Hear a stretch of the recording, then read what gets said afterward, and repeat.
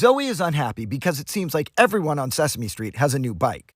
Ernie has a new bike, Elmo has a new bike, Cookie Monster has a new bike, even Rocco has a new bike. Yeah, let that soak in for a second. But what really put her over the edge was the day Abby Cadabby got a new bike. Because Zoe low-key hates Abby Cadabby, and by low-key, I mean she 100% hates Abby Cadabby. Also, Abby can't even ride a bike, which further fuels Zoe's hatred. Regardless, Zoe goes up and asks Abby if she can ride her bike. Abby says no. Zoe asks her what the point of having a new bike is if you can't ride it, which is the perfect time to remind everyone that her pet rock has a bike. Abby explains that she doesn't care if she can't ride it, she just likes to sit and admire its blue shininess. Zoe thinks that's dumb as hell, and then asks Ernie if she can ride his bike, but he said no because he lent his bike to Bert. Then she remembers Elmo will share his bike because they're besties, but when she asks, Elmo says no. She says, why? Sharing is caring. And Elmo said he asked his bike, and his bike told him not to let Zoe ride it. And Zoe's all, really, Elmo? You expect me to believe your bike told you that? And Elmo says, gee, Zoe, it's interesting you say that because I was supposed to believe that your rock told you it gets the last cookie, which rightfully belonged to me. So yes, I fully expect you to believe my bike doesn't want you to ride it. Now, if you'll excuse me, I've got a bike to ride. Later, biatch.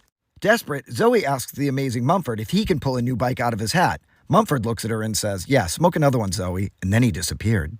Zoe sits down to sulk about having zero access to a bike, which is a great time to remind everyone that her inanimate pet rock does have access to a bike. Zoe decides if no one's going to share, someone has to pay, and Abby Cadabby is that someone. But Zoe's like 3 years old, so she needs help with her unjustified revenge plan. Who can she ask?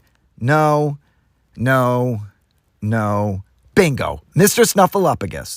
And since Zoe's too young to formulate an elaborate plan, and Snuffy's not too bright, he agrees to just walk up and steal the bike. So while Abby is away from her bike and playing on the swings, Snuffy deadass picks it up with his trunk and carries it off to Zoe. And when Abby discovers her bike is missing, she acquires anger-fueled rage strength and picks up the swing set and throws it. Just kidding. She sits on the merry-go-round and cries. The others gather around to console her, and Sherlock Hemlock slides in and announces he's on the case and he'll find Abby's bike. Meanwhile, Zoe's at the park across town with Abby's bike, and she's doing wheelies and skid-outs and whatever this is, totally disregarding Abby's personal property.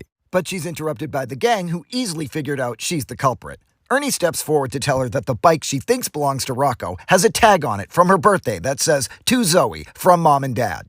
So for 6 months, this bike sat around being unused because Zoe's too stupid to realize it was hers and she didn't have to steal Abby's. The gang waits around for her to apologize or explain herself, but she does none of that. Instead, she summons her private helicopter and flies away to the African jungle to lay low for the next 1.5 years. But she'll be back for the next episode.